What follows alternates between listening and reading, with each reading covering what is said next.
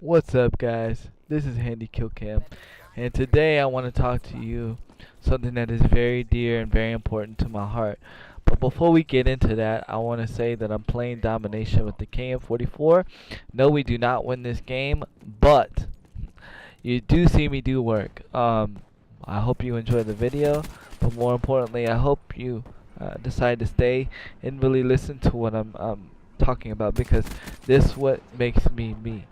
This is not to be like any other YouTuber. I'm not trying to talk to you about, game points today. Today, I'm giving you a piece of me. Uh, so today I want to talk about my testimony and why I believe in Jesus and why I believe in God and how that came to be. You see, I was born with a condition called cerebral palsy. What cerebral palsy is, uh, it's something that affects the brain, the cerebral part of the brain.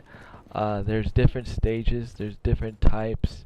Um, I was diagnosed with spastic cerebral palsy, so sometimes my muscles will involuntary tighten, especially when I'm talking. It's kind of funny, like when I start talking, my legs start to tighten up.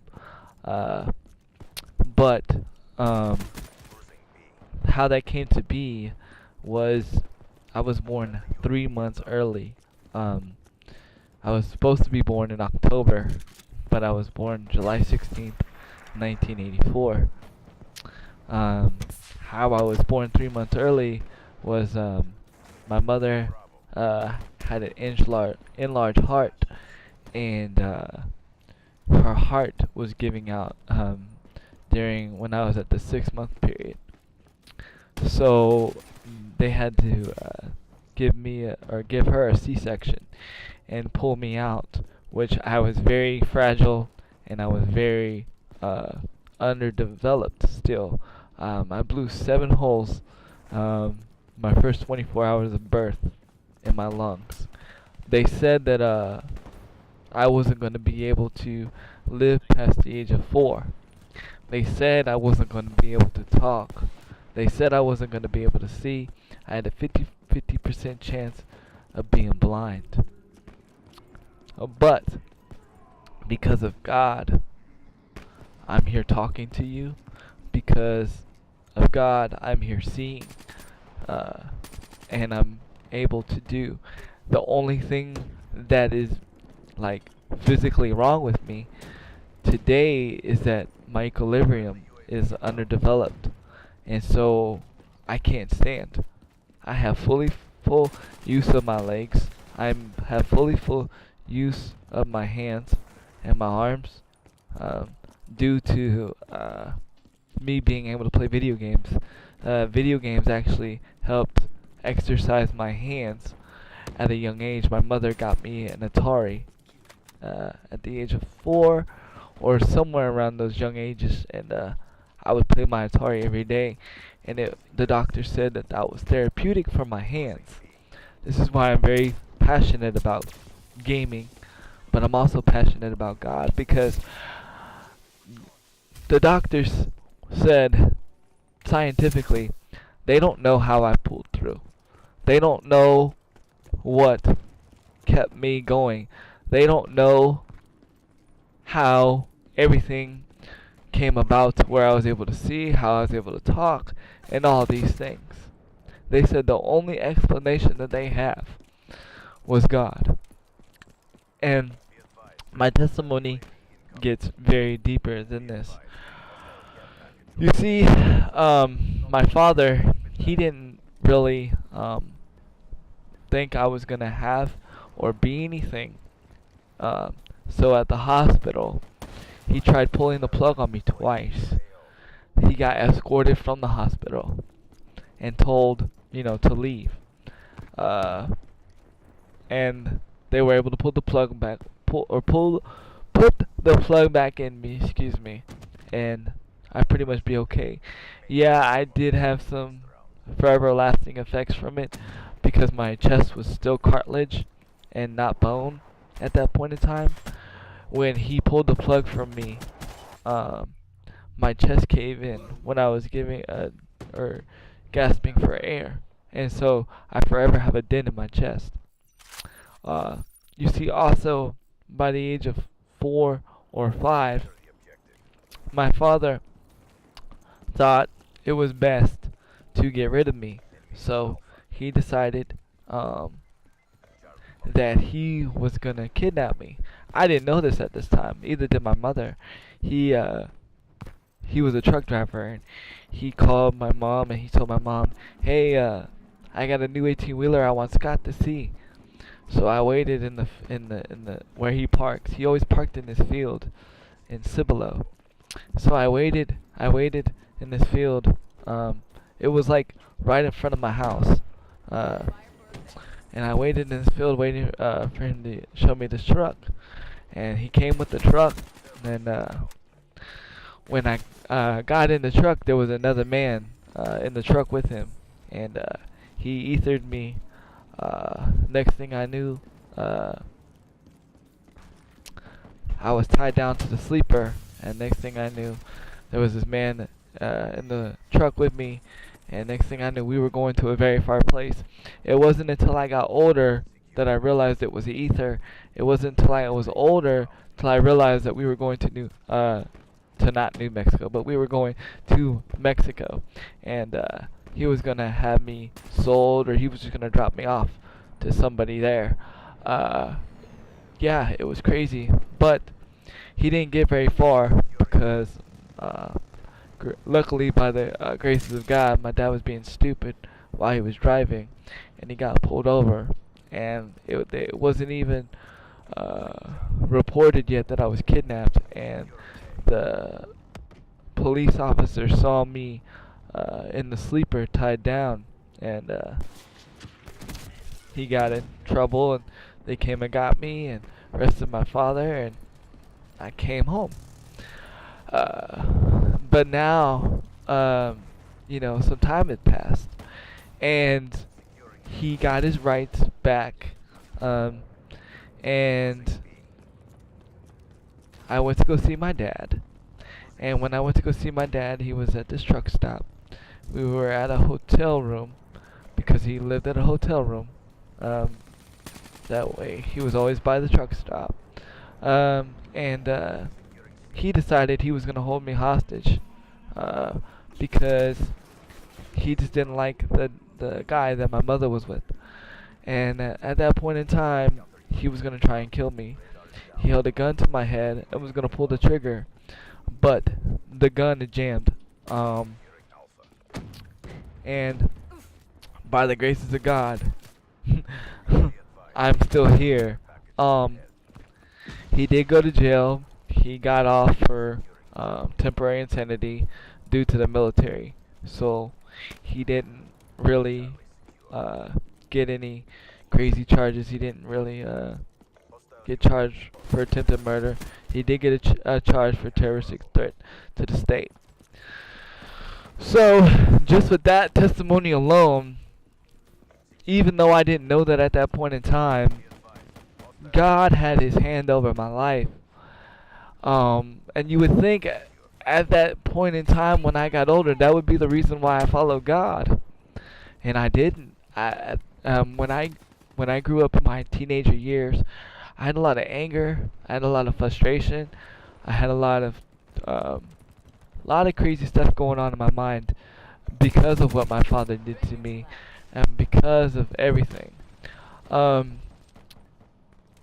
So I got into doing illegal stuff, and I got trouble for doing the illegal stuff. I got arrested for the first time.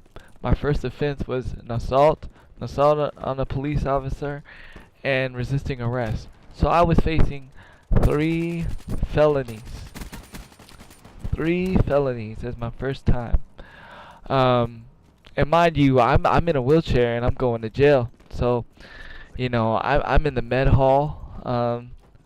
They're, I'm freaking out kind of inside, because, I thought I could get away with it, but, it just shows you that No matter what dark you do, no matter what bad you do, eventually it's gonna catch up to you. And so I'm thinking, you know, it's it for me. I'm done with. And I started reading my Bible and I started talking to God. And I started praying, and next thing I know, I get in a fight with this inmate, this guy that was like mentally unstable, and he tried to fight me, and ended up, hitting his head up against the wall, pushing his head up against the wall, something like that. I'm like in my early teens, early 20s, and I'm going in the hole, and I'm like, man, I just messed up my case even more.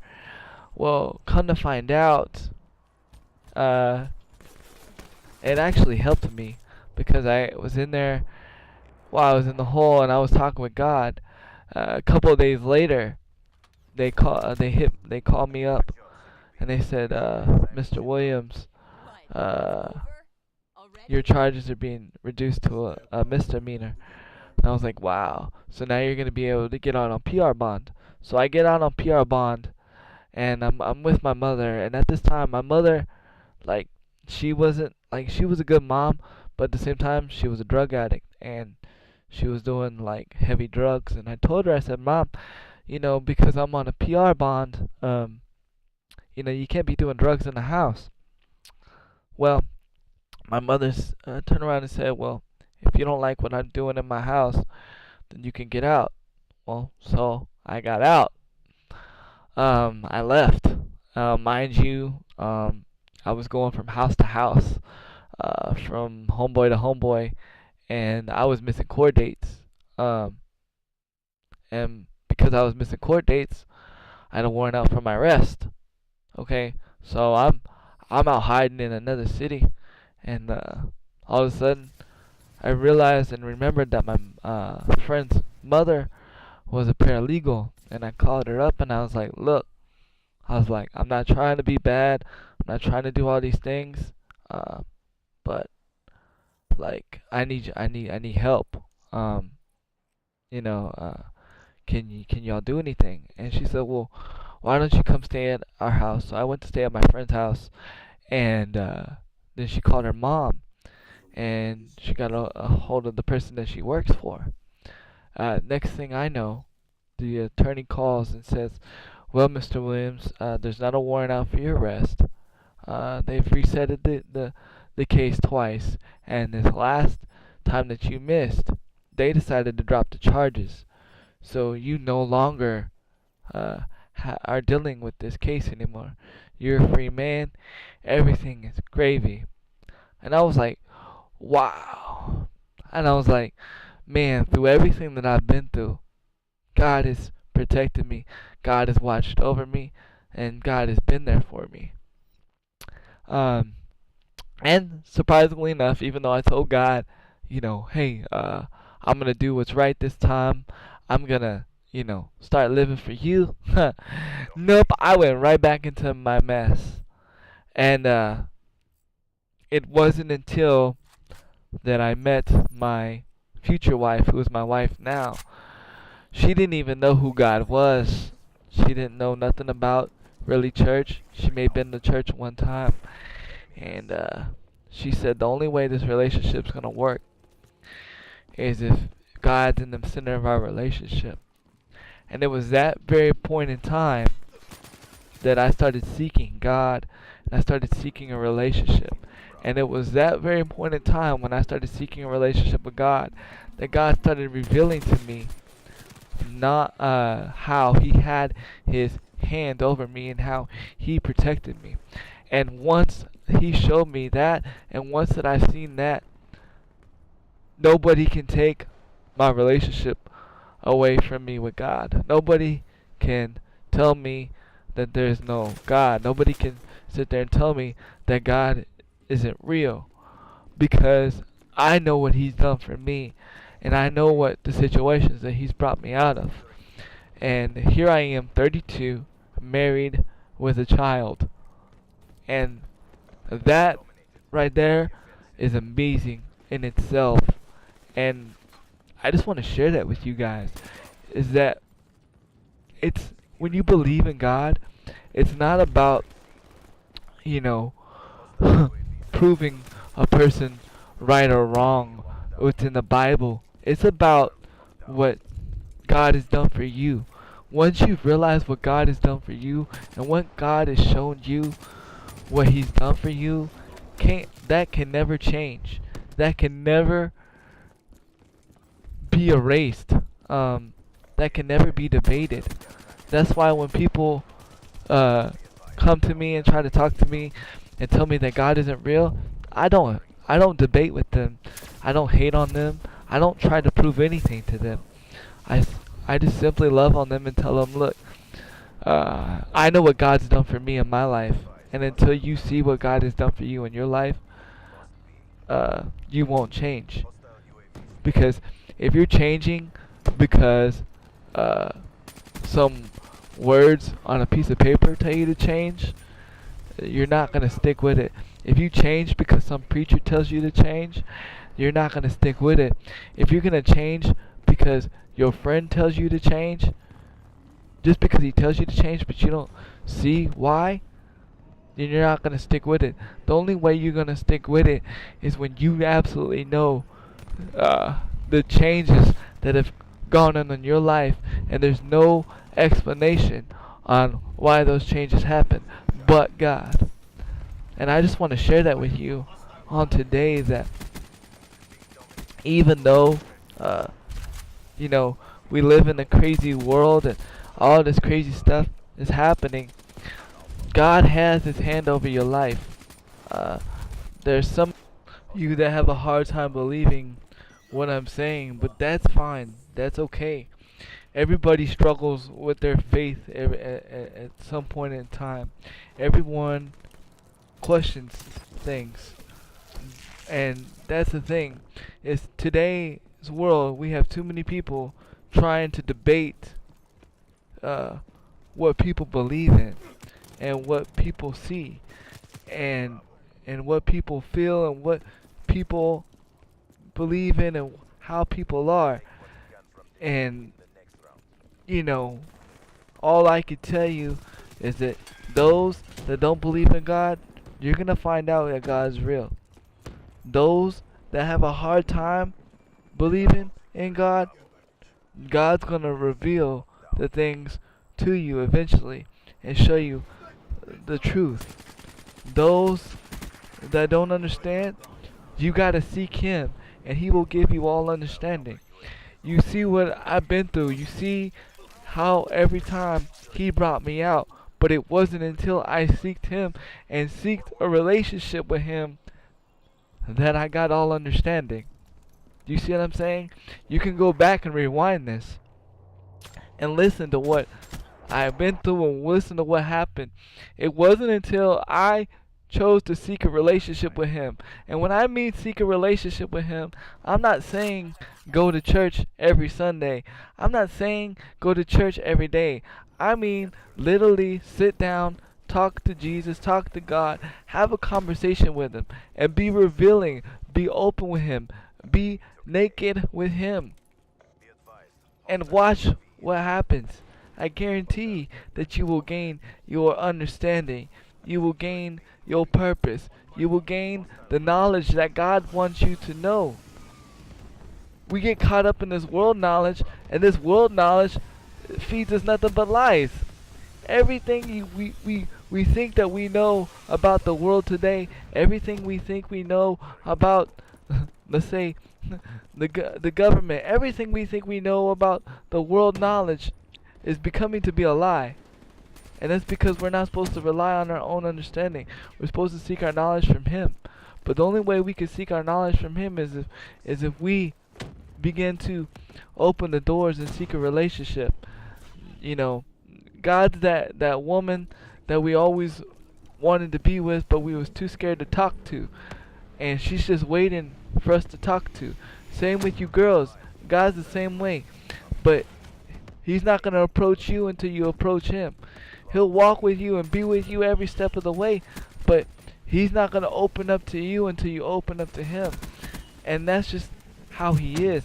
That's the beauty of free will. And that's how his understanding is. And that's how I mean, that's just how it goes. I mean, I don't know how any other else way to say it. But all I know is I know what God's done for me. And I know there's some of you that are just literally, you feel like you're going through hell right now. But I know that God can do the same thing for you that he done for me. And I know that God's going to do more, better, and more amazing things. There's going to be more amazing testimonies that happen because what he's going to do for you. Because what he does for you, he couldn't do for me. He could only do for you. See, the things that he done for me were because of my situation. So I could just imagine the amazing things that he's going to do for you. And with that said, I just hope y'all get something from this. I hope y'all get encouraged by this. You know, feel free to like and subscribe. Feel free to, you know, to look forward to more videos of mine. I just wanted to give you a piece of me, and this is who I am, and I wanted to explain to people why I'm a believer in Jesus Christ and why I love God. Does that mean I'm perfect? No, I'm not perfect. Are you gonna catch me slip up sometimes? Yeah, you're gonna catch me slip up sometimes. Are you gonna catch me say things I shouldn't say? Yeah, you are. I'm here to tell you right now, I'm no perfect person. I don't follow religion. I don't even like to say I'm a Christian. I like to say I'm just a believer in God and have a relationship with him, because that's just who I am. I know I'm not perfect. I know I fall short every day. But the point is I know what God has done for me, and I just try to just show people what God has done for me through my life. And I know that he could do the same thing for you. And I just want to encourage you on today. Well, with that said, Handy out.